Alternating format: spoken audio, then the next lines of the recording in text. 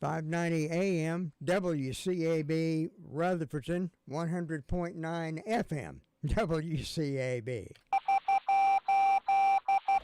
That is the International Morse Code Signal, the cry for help. And that marks the beginning of my program, Gilbert Talks Taxes, because, as we all know, taxation with representation has not been such a good idea either. Good morning, everyone. We are here on this 14th day of October, and tomorrow is the deadline to file your tax returns, but it's a Sunday, so they're pushing it to Monday is the last day to file your tax returns if you filed an extension. If you don't file it by Monday, you are late. I'm going to talk about all that, talk about taxes. I'm going to talk about you house flippers out there, you construction people that are flipping houses, or if you're a real estate agent and you flip houses, or if you've just watched way too much HGTV and you think you're going to just get rich flipping homes, let me tell you what the IRS has got to say about that. I'm going to get into that. The program is Gilbert Talks Taxes. I am Gilbert Carmona. I own Carmona Financial Consultants. We are at 704 Oak Street, Forest City. I have another office in Tryon, 226 South Trade Street, the beautiful Art Deco building right off the historic downtown Tryon, and I am an enrolled agent, along with Emily, who's also an enrolled agent. Our power comes from the Internal Revenue Service. We are actually permitted to practice before them. We represent you, the taxpayer, so you don't have to pay a penny more in taxes than you're supposed to. That's the theory of what we do. It's called tax avoidance, Tom. Tax avoidance, and it's legal. People don't understand. People say, "Can I do that?" Yes, it's in the code. Everything I tell you is in the code. Tax avoidance, different from tax evasion. And my job is to know all of these rules and all of these laws. So I'm going to talk about house flipping, home flipping. Those of you out there that are engaged in that activity or thinking about it, listen up. Go wake the neighbors. Get every house flipper you know on the phone. Now, most of those guys are already at work, because it's already 8:04 in the morning. They've already been working for an hour. Those guys get up early. Yeah, so they're listening to us there while they're at work. So put the hammers down and listen to this, because I'm going to get into some tax law. And the thing about it is that I've had conversations with CPAs who don't even understand this. And it happened that I was talking to a CPA, and we kind of got into a discussion about this, and I said, I better talk about this. I'm also going to talk today about gift tax. Gift tax. When you make a gift, yes, that gift is taxable, but it's not to the person you gave the gift to. I'm going to talk about that, and I'm going to explain how that all works. And that, I mean, I could do a 3-hour program on just that. There are so many rules and regs on that, but I'm going to distill it down like I do everything else for all of you. And, okay, so I've said who I am. I've said what I do. My engineer this morning, Tom. Good morning, Tom. The ever-cheerful Tom. Yes, that's you. The ever-cheerful Tom. My telephone number, by the way, for those of you that need their tax returns done. Now, we've actually had people call this week, and for whatever reason, their accountant, CPA, tax preparer couldn't deliver, couldn't get it ready by Monday. So we've actually had people calling. We've been able to accommodate some. We've been all hands on deck all week. Working late into the night, and but it's Monday. Monday's it. We are working today. We're going to be at the office today. Telephone number is 828-289-9300. We're going to be there today till about 5 o'clock. We're going to be there probably tomorrow afternoon for a couple hours, wrapping up some loose ends, and we will be there all day Monday. So I am an ERO. That is an electronic return originator. So what does that mean? Not only do I do your tax return, I also e-file it. I send it to the IRS. Okay? Then, when they get it, it gets time-stamped. That's it. That's official. If you do it before midnight on Monday, you are compliant. Okay? So we will probably be a late Monday night for us, if I know. If past performance is indicative of future performance, yeah, we're going to have the people calling us at 4 o'clock on Monday going, what's that deadline date again? We're already getting those. We already got those yesterday. When's that deadline again? Oh, hold on. I'll get you my stuff right now. Now, people that if you don't have everything done, you don't have everything ready, you're missing something. There's a document you can't get your hands on. You've been waiting for it. You have two options. You can either file the tax return without it and then go back and amend, or you can be late, okay? Now, really, there is really a third. I'm sorry, be late was the third option. The second option is you can try to come up with a reasonable number depending on what the document is, okay? You can come up with a reasonable number. We can try to work around and get it on your tax return. But the point is, let's get that tax return filed. Because the third option is to not file that tax return. Now you're going to have a failure to file penalty, and that's the big penalty. That's the one that really, if you owe, that's the one that, increases what you owe by 25 to 50%. So that's the one we're trying to avoid. That's the big one. And I would rather get a tax return filed and then go back and amend and catch a loose end or something. And people say, well, I don't want to have a red flag. Amending is a red flag. No, amending is not a red flag. That is absolutely. As a matter of fact, we were talking about this at the office the other day. I have amended hundreds of tax returns. I don't even know how many. It could even be thousands. We've amended a lot of tax returns. Sometimes, folks, it's my fault. Something I missed. Something we didn't catch. We're always reviewing tax returns. We don't file it and forget it. We keep your data before us. When you come and we do next year's tax return, we look at last year's data and we compare notes and we look at things. And those of you out there can testify. I've called you and said, hey, this wasn't right. Do we fix it? Do we not fix it? How important is it? How relevant is it? Does it affect anything? We look through it. So it's not, I don't file it and forget it. You're a client. Okay? So, so we were talking about this week. I said, we have amended hundreds and hundreds of returns, maybe even 1,000, I don't know, and I have never, ever in 23 years had an audit because of a tax return I've amended, where it's come back. As a matter of fact, I couldn't remember an audited tax return that was an amended tax return that was part of an audit. Because we've been in audits and things happen. I cannot remember one. And there might have been one, I don't know, but I just cannot remember one. So that's a lie. That's not true. Amending is not a red flag. What is a red flag is you don't file a tax return. That's going to get flagged in the system. You will get letters. If they determine that you had a tax debt, you will get letters. Now, you don't have the money to pay it. I get it. A lot of people. That's okay. We can ask for a payment plan. We can work that one out. But the failure to file is the big penalty. You've got to get that thing filed. Now, prior years, we have a lot of people, especially since COVID, we've had some people that just legitimate. People were sick. A lot of things have happened in the last couple of years, Tom, for those of us that have been keeping score. I mean, a lot's gone on. We've had hurricanes. We've had COVID. A lot of things. Just get those prior year tax returns done. Because what happens is, and I've got a client right now who came to me, they did not file 2019, they filed 2020 and they owed money. I'm sorry, I got that wrong. They filed 2020, the last one I did for them was 2019, and then they did their own thing. They came back to me to do 22, so they didn't file 20, they filed 21 late and owed money. I didn't do that. They went somewhere else. They did it themselves, I think. Anyway, they came back to me, and legitimately they were out of work. They were sick. They had a lot of things going on. So they came back to me with 22. Filed 22. They owed a little bit of money. They owed a little bit of money for 21. Tried to go ahead and get a installment agreement, payment plan in place, and the auditor said they never filed 2020. I cannot do an installment agreement till they filed 2020, which I knew that, but I didn't know they hadn't filed 2020. So I told them, I said, you guys know you haven't filed 2020? They're like, oh yeah, oh that. Oh that. Oh yeah, oh that's right. So one of those. So you got to get them filed. Let's just get them all filed. It's called being compliant. And what if it's a zero return? North Carolina, among other states, requires you to file it whether it's a zero or not. Now, it's a gray area. There is no penalty.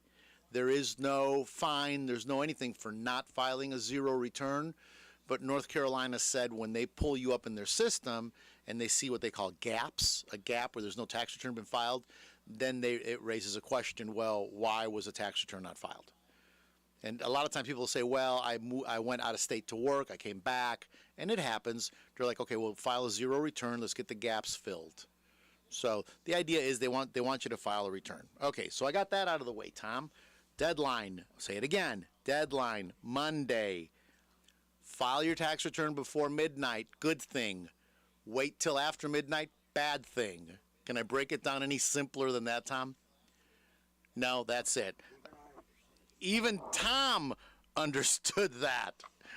Okay, whoa, I really explained it then. Now, let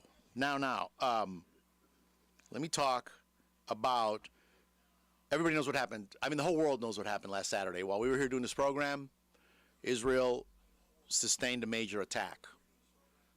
And the IRS, which when this first came out, somebody said, well, who would that affect? Well, I've actually got clients in Israel.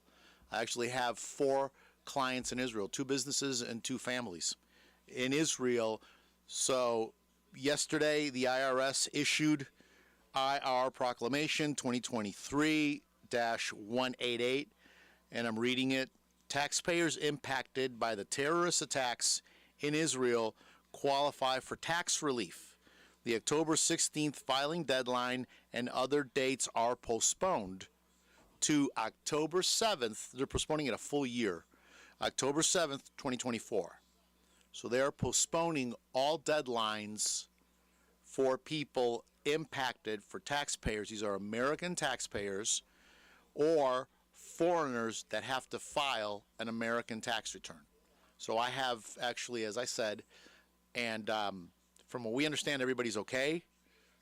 All of our people are okay, the ones we have to do with in Israel, which it's surprising. It's quite a few. You really think, well, it's way over there. It's really not. There are a lot of people that we know there. I've had some business clients there, and I've got some families there that I do their tax returns. Most of them are American, either dual citizen status or American citizens that have businesses in Israel.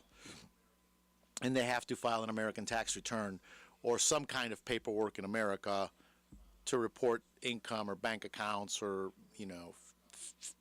whatever tax returns they have to file.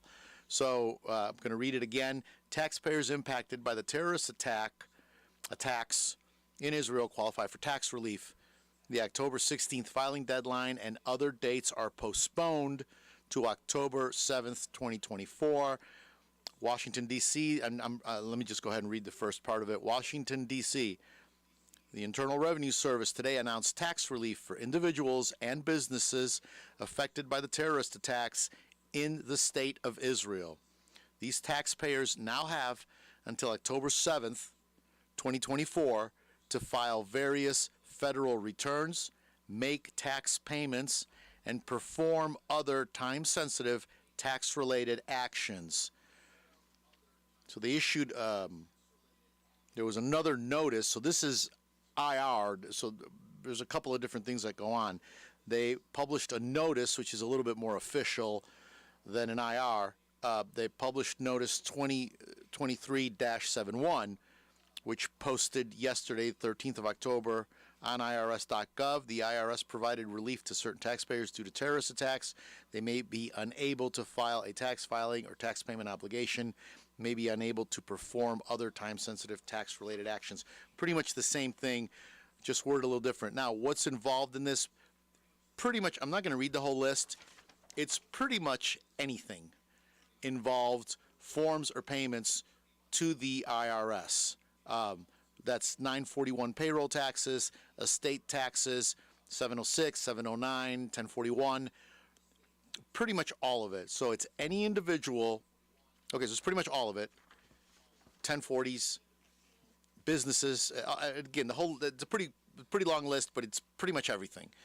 Who qualifies for the relief? Any individual whose principal residence or business entity or sole proprietor whose principal place of business is in Israel, the West Bank, or Gaza. Now, Gaza, when they talk about Gaza, they're talking about the entire covered area of Gaza, West Bank, and Israel. Any individual, business, or sole proprietor, or estate or trust whose records, books, tax preparer. And until I read this, that's one I hadn't thought of. I know there are international tax preparation firms. I've dealt with one in Tel Aviv. Actually, dealt with the clients. My clients dealt with them in Tel Aviv. Records or tax preparers are located anywhere in the covered area. Again, Israel, West Bank, or Gaza, which pretty much is everything. Anyone killed, injured, or taken hostage due to the terrorist attacks, any individual affiliated with a recognized government or philanthropic organization, and who is assisting in the covered area, such as a relief worker. So what's interesting about this is this now extends to relief workers who are probably going to be there for a while. They're saying it's a mess. And it's going to take a while to sort all this out. So relief workers that are involved, especially, I mean, even the Red Cross. I mean, there are local organizations that are involved in this, that have local offices that are involved in this. I mean, this potentially could affect people right here in Rutherford County. So anybody that's going to be over there as a relief worker in any capacity in the covered area qualifies. The IRS automatically identifies taxpayers as principal residents, and then it goes on to just say how they do it. What we do is in the tax return, and we are aware of who's who in our business this affects. We'll be keeping an eye on this, and this seems like a minor thing, but with everything else they've got to go with, this is one less thing on their plate. You know, a lot of times I'll comment because the IRS, you know, when there's been a hurricane or there's been flash flooding or there's been these disasters, the IRS will go ahead and give people these deadlines. And I always say, believe me, their tax return is the last thing on their mind. If you've been in nobody has ever called me. Let me say it this way. Nobody has ever called me. And I've got clients in Florida. I've got clients that have been affected by, I mean, at least a dozen hurricanes. I mean, Fort Myers, I had a client, he sent me pictures from his condo. I mean, the entire back wall of his condo got ripped out, literally sucked out. He said, and at least he had a sense of humor about it. Now I have an oceanfront view from every room. And so literally, I mean, the whole back wall was gone. So believe me, the last thing on their mind, nobody has ever called me and said, oh, my tax return, I got to get you those documents. No, that's like the last thing they care about. And I'll always comment on that. And I'll say, you know, the IRS really. But in this case, I'm going to tell you what, I got to say kudos to them for doing this, for really just, I mean, for them being proactive on this. Because we're living in a time where everybody's condemning Israel. And really, people that jumped on this early really looked stupid when the pictures started to come out and what really happened. Anybody that was condemning Israel that day, I mean, Saturday, I mean, I left here, by the way. This is going to be one of those moments, like, I remember, I was a little child, but I remember my family being in shock when John F. Kennedy, and I was little, but it's like I remember, just vaguely remember something bad had happened. You know, and I was little. I mean, it was, and it's like one of my first memories. And then I remember when we landed on the moon.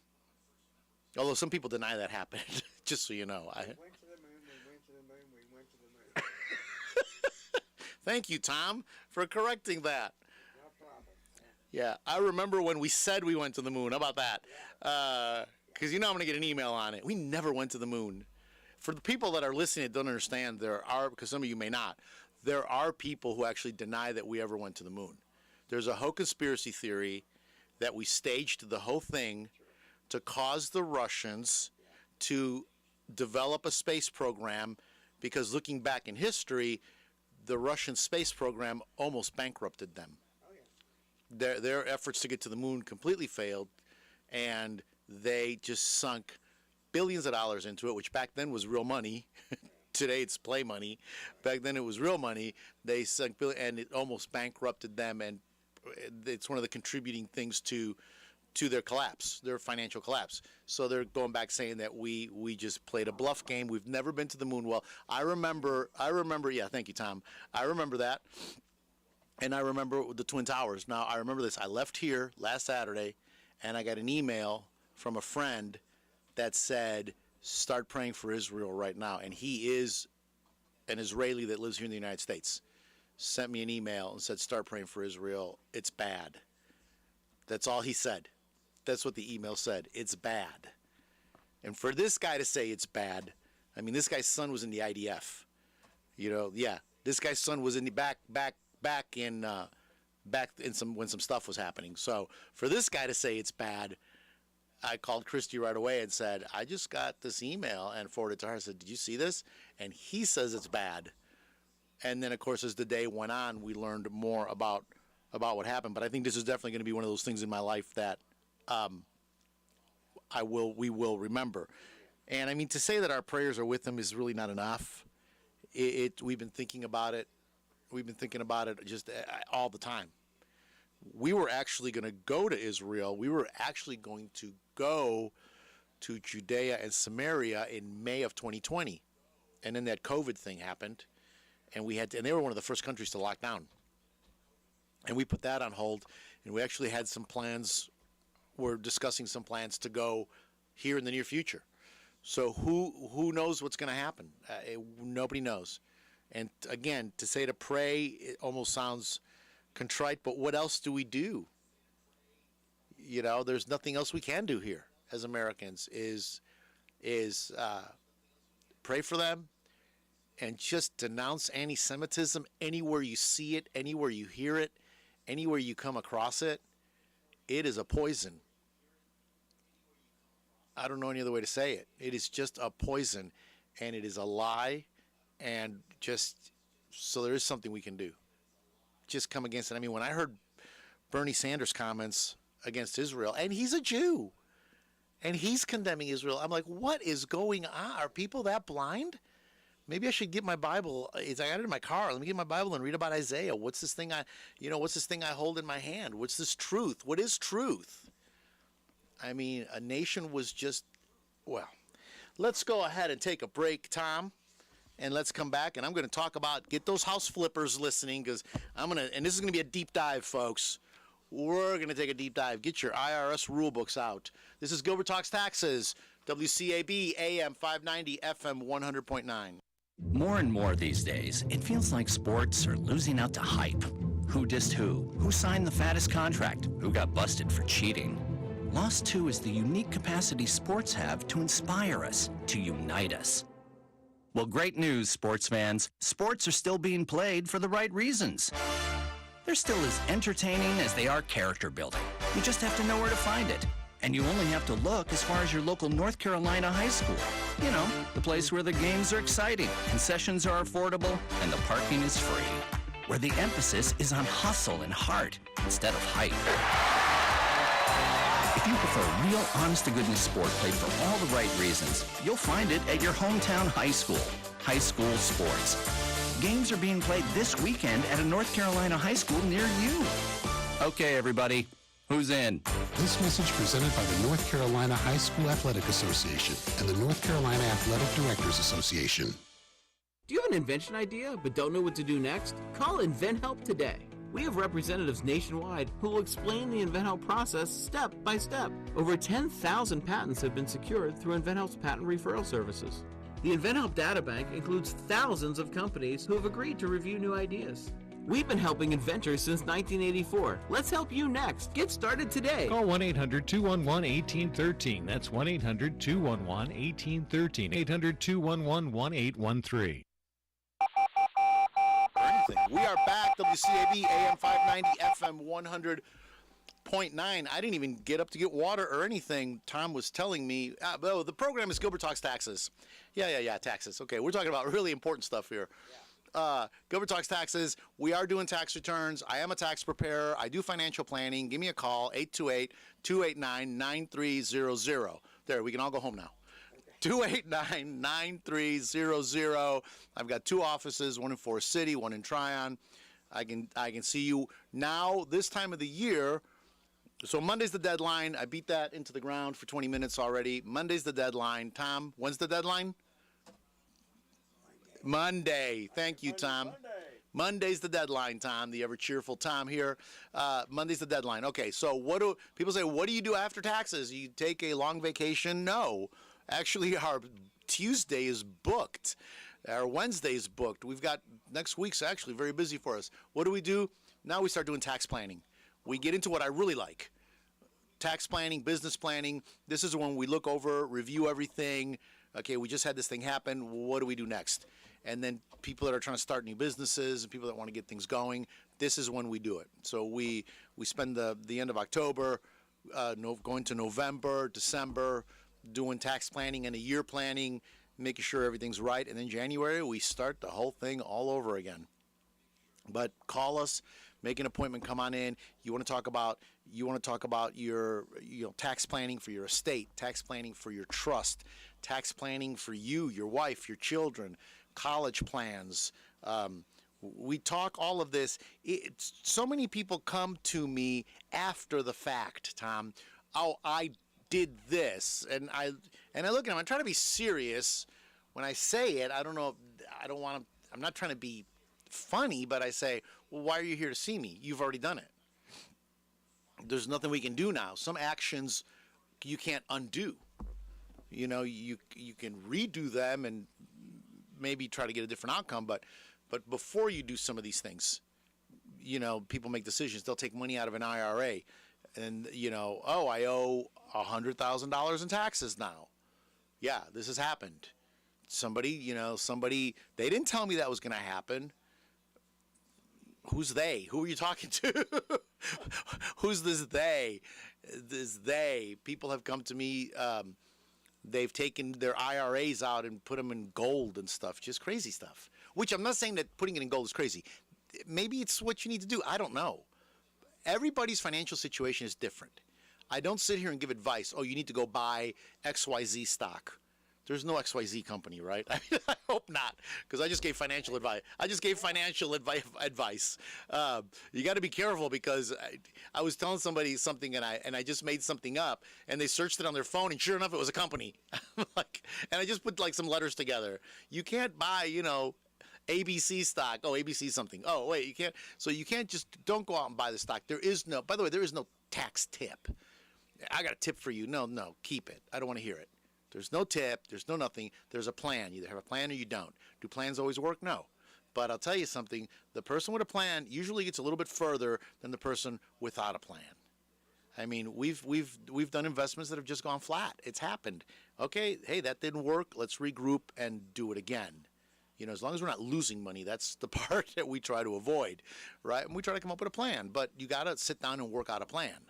So do you create a trust? Do you create an estate? What do you do? You need to have that conversation. And that's the thing that is so sad with the older generation. And okay, I'm not exactly young, but the older generation, they didn't talk about their finances. They just didn't. I have so many people that will come, their parents died or their grandparents died. And they'll come and they didn't know. They'll bring me papers. What does this mean? What is this? They had no meeting, even just sitting down and saying, this is what I have, this is what's going to happen when I die. This is what I've decided to do. I've got ones, and I was talking to one yesterday. Nobody picked an executor, person dies, and I'm sorry, they never talked about an executor, person dies, and the man finds out he's named in the will as the executor. So he's like, do I even want this job? Because there's a lot of work involved in this one. There's a trust, there's money, there's assets to be disposed of, there's 5 beneficiaries. Actually, there's 5 beneficiaries, 2 are dead, so their estates are the beneficiaries, and the one estate is full of children and grandchildren and nieces and nephews, and this is gonna be a lot of work for this man. And he's like, nobody told me this. Nobody sat down and once. I had no idea. And he's like, what do I do about this? So we had a conversation, but that generation just didn't talk about it. So having a plan is really, really the key, just a basic plan. And this is what we do. Give me a call. This is what I love to do, actually, as much as I enjoy doing taxes and I enjoy the investment side of it. It's the tax planning and the looking forward. WCAB, no, let's not take a break yet. I'm sorry, Tom, I'm ahead of myself here. Give me a call, 828-289-9300. Okay, let me talk about you house flippers. Did I give them enough time to get there? Are they ready? They got a cup of coffee in their hand? Now, you said during the break that you know somebody that loves to watch HGTV. So there's two kinds of people that watch HGTV. People that actually do house flipping and mock every minute of it, because I've got one of those. I got a client like that. He just he gets literally, we have some good times. He literally he hates that. He hates that, and it makes it look like anybody can do it. It just makes it look like, oh yeah, let's just buy this house and flip it, and we're gonna make $1 million. Yeah. Well, okay, it's a double wide. I don't know how you're gonna make $1 million on a double wide, but okay, fine.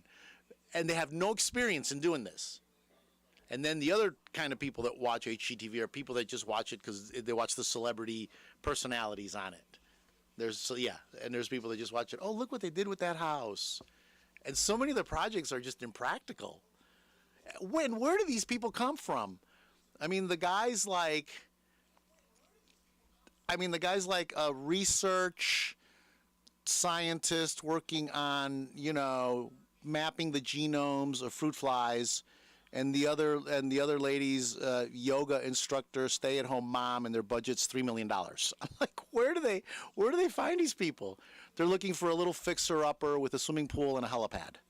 I mean, it's like, really?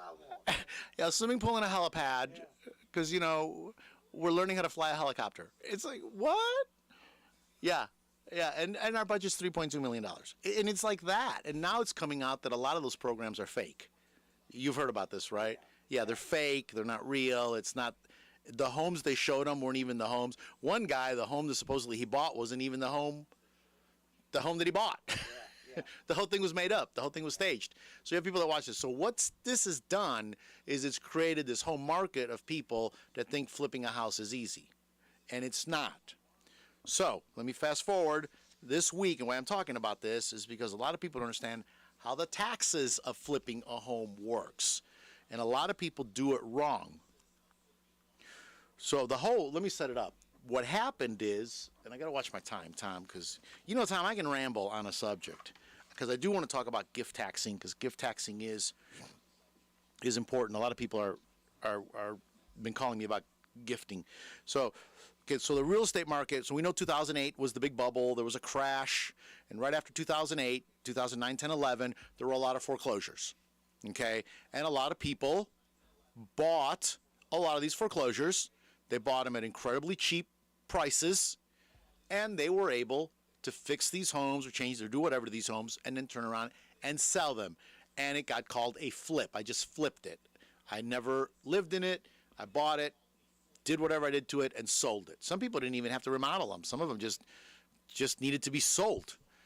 And some people made a lot of money. Some people lost a lot of money.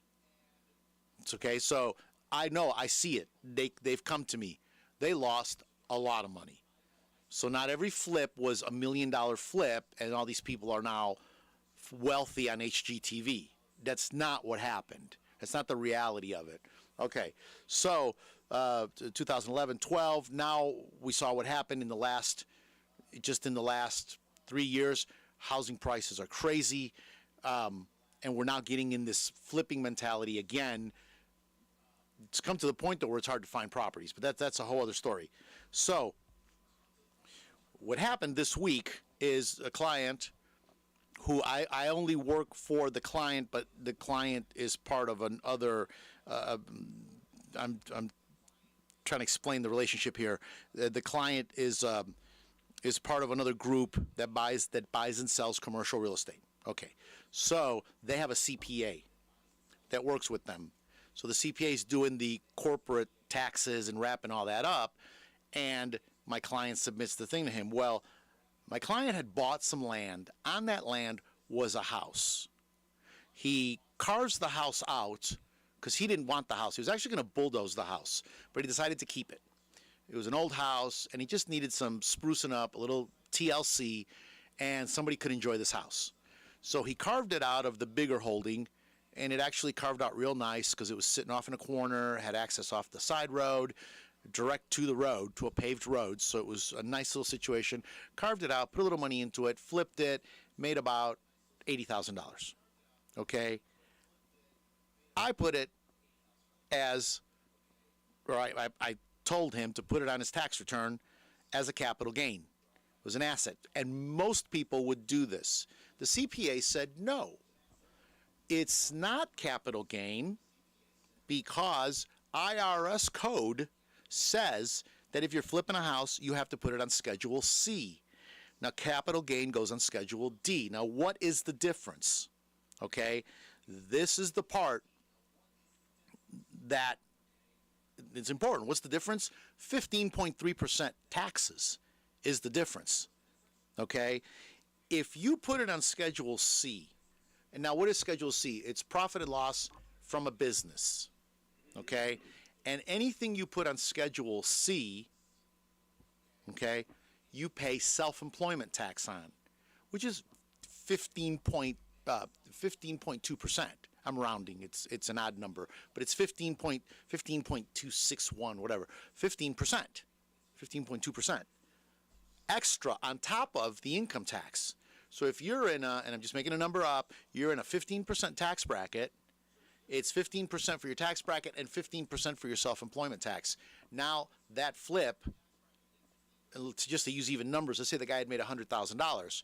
Instead of him just paying $15,000 of income tax, he's now going to pay $30,000 in taxes. Okay, if you put it on Schedule C.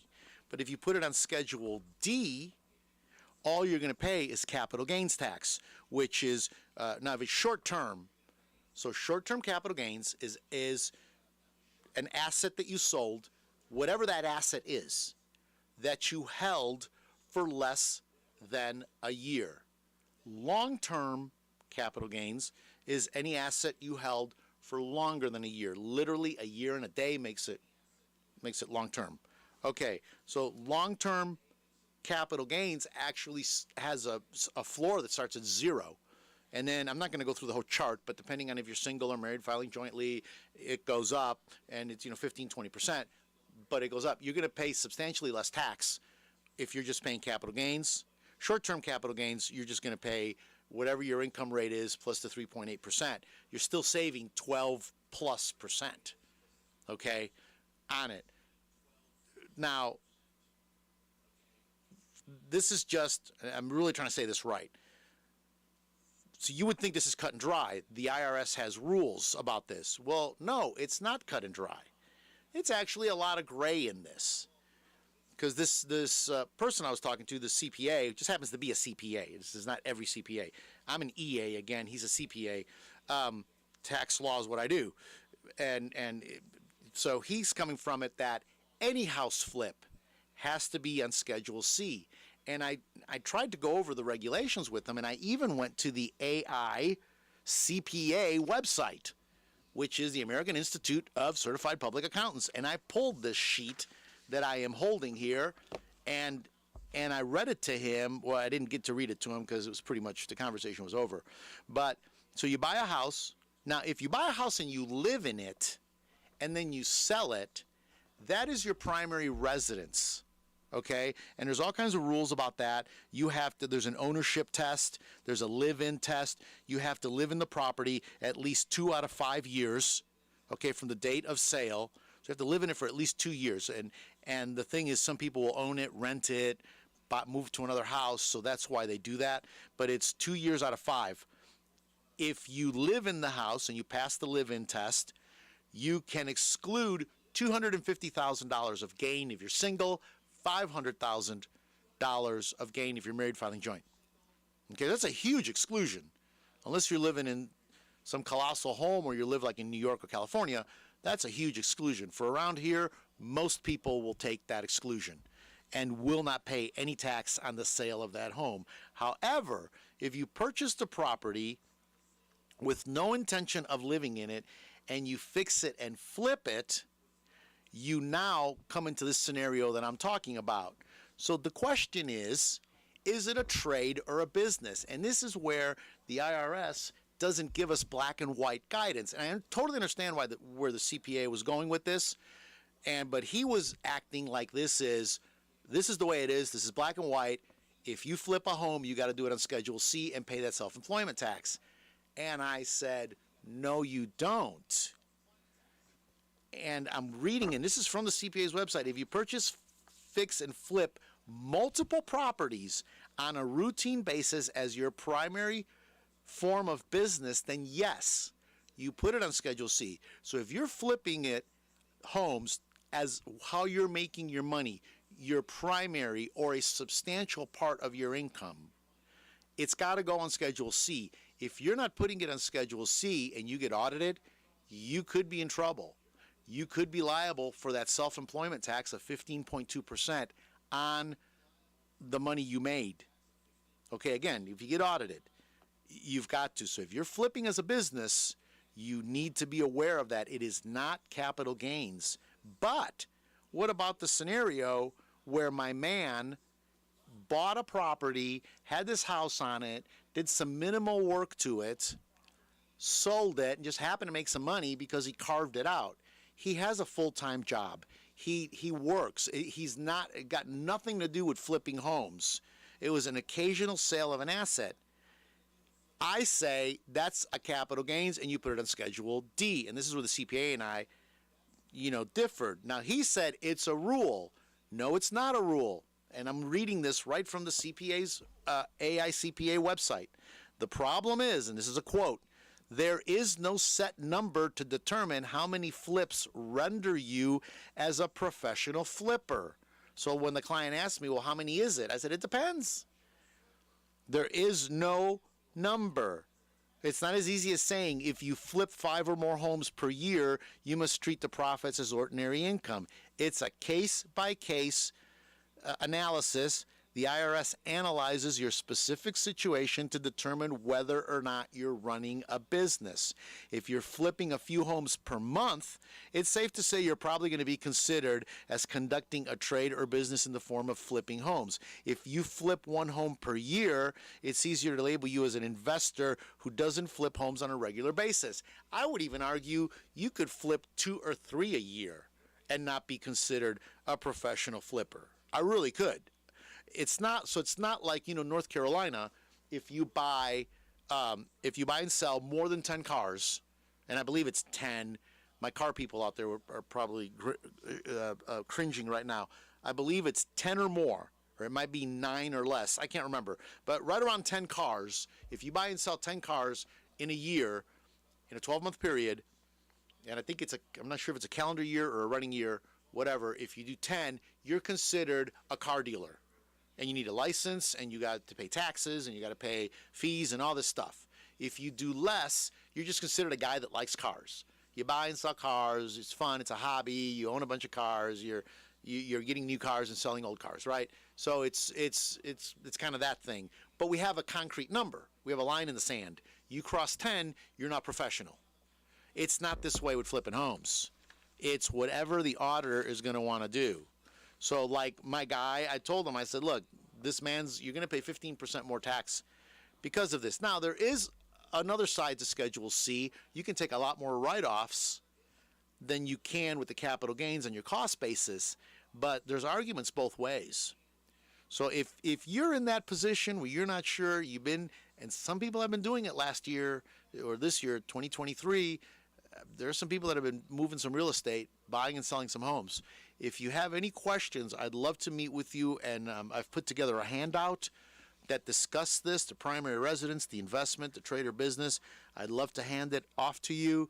Give me a call, 828-289-9300. I'll take care of that. Tom, I need some water, and we're going to come back and talk about gifting. You're thinking about giving money away. You're older, and you're winding up your estate. Gifting is a great way to do it, and you don't pay tax on it. WCAB, AM 590, FM 100.9. Being an Army Ranger is a very fast-paced lifestyle. I was clearing a weapons cache in Haditha, Iraq, when the building collapsed on me, burying me alive. I spent 6 months in the hospital and a year of recovery. When I was separated from the military, I just felt like I was useless because I only had this one thing that I was supposed to do, and then that one thing was taken away from me.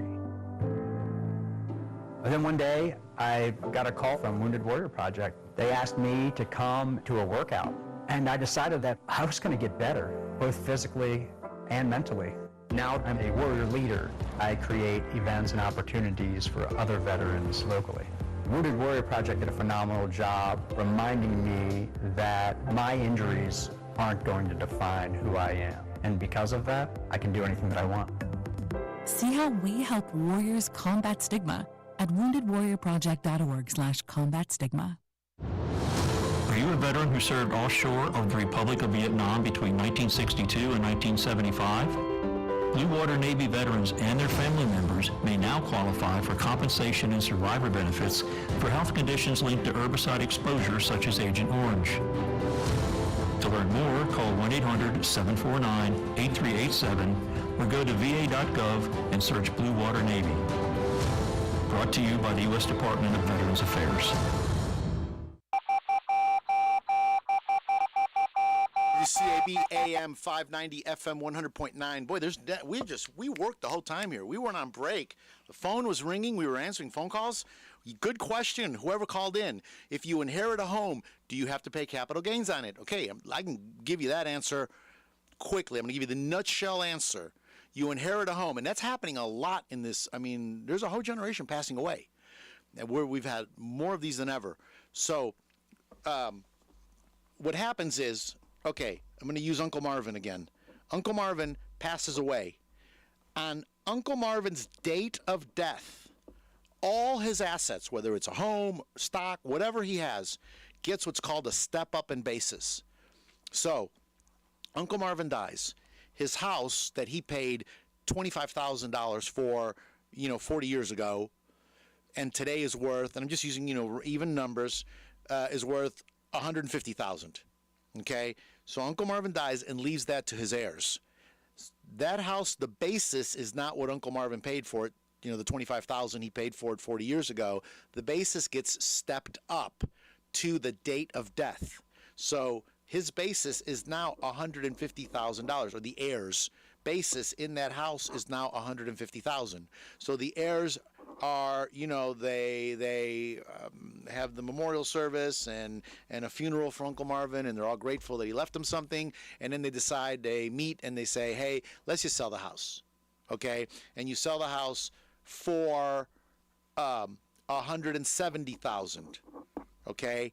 The only capital gains you're going to pay is the $20,000 difference. The date of death value was $150,000.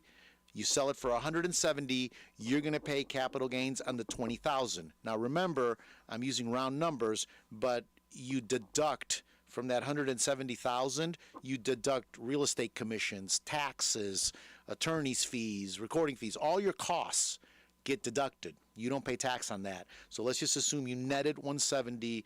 You have $20,000. You individually, not the estate, you will pay capital gains tax or whoever on that $20,000. Now, there's 5 beneficiaries.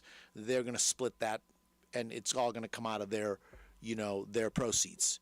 And you are going to pay. So they're each going to get whatever money they get. You're going to pay. You individually on your tax return are going to pay capital gains on your portion. Now, let's say you just sell it for the $150,000. You will pay 0 tax because that is the value, the stepped up cost basis. And let's say you sell it for $140,000. They said the house was worth $150,000, but we want to fire sell it. We want to get rid of it. We want the cash. We'd rather have, what's that old saying, Tom? The fast nickel instead of the slow dime. I'd rather have the fast nickel. And people do. They want to liquidate it. Let's sell it real fast. I know a lady, her husband passed away, and she was trying to get everything taken care of, and she fire sold a lot of things. And it was like, I was like, ooh. But she wanted to liquidate the estate. That's what she felt like she had a hold of doing, and so she wanted to do. So let's say you sell it for $140,000. You now have what's called a capital loss, no capital gain. Unfortunately, with inherited property, you can't claim a deduction. You can only claim to that $150,000, so you can't go below 0. So that's that. You will pay no tax on it. We have no inheritance tax. There's no federal inheritance tax to $12,060,000. Why is it 60,000? I don't know. So you're excluded to 12 million, and North Carolina has no inheritance tax. So people ask me all the time, Grandma left me this, Grandma left me that. Am I going to pay tax on it? No, it's inherited property. Tax has already been paid on it. Grandma already did it, and whatever, it's already been paid. You inherited this property, you will not. Again, if you keep it and sell it for more money than that date of death, I see a lot of times where, and I just had one last year, Grandma dies and leaves, well, she left her 2 sons a house. And, typical situation, Grandma had lived in the house forever. I mean, literally, she'd lived in this house like 60 years, and she had fixed nothing. Bare minimum she did to it. Well, she didn't need much, right? She's Grandma, right? A cast iron skillet's all Grandma needed. Boy, she made the best Thanksgiving dinners ever. And that's all she had was a cast iron skillet and no coffee pot. So she passed away. So the 2 sons decided, hey, let's put some money into the house. It was in a very nice area, actually a very nice house. Had some land with it, and they thought, hey, let's go ahead and, put electricity in it. Let's get these things. They invested quite a bit of money, and sold the house and made quite a bit of money. It was a good call for them. They paid, the capital gains on the gain, but you're still excluded that step up in basis, and then whatever money they invested in it is a deduction because it steps up your basis. They put 50, 60,000 into it, the cabinets, the bathrooms, the usual stuff, the windows, the roof, and turned around and sold it and made a good little profit on it, and then they split that capital gains 50-50. Okay, so yes, I hope I answered that, and I'm going to be talking more about estates and trusts and things. Actually, I'm getting into it right now with this gift tax. So gifting. I'll get a phone call. People will say, especially last year, I get this phone call a lot of times in the spring when they're graduating. The grandchildren are graduating high school. They're making their college plans. I'll get a phone call from Grandma and Grandpa that say, hey, I want to give little Susie and little Timmy, not their real names, I want to give little Susie and little Timmy some money for college. How much tax will they pay on that money? Will they pay tax on that money? And I tell them, no, that's not how it works. Little Susie and little Timmy, or any recipient of a gift, they're not the ones that pay the tax. The ones that pay the tax are the people that give it. Okay, it's gift tax. The gift tax is probably the most ignored tax that can affect an estate. Now, the tax code lets you exempt up to $16,000 per year. Okay. The United States has the highest rate of incarceration. What I know about courage, I learned from my adoptive mom.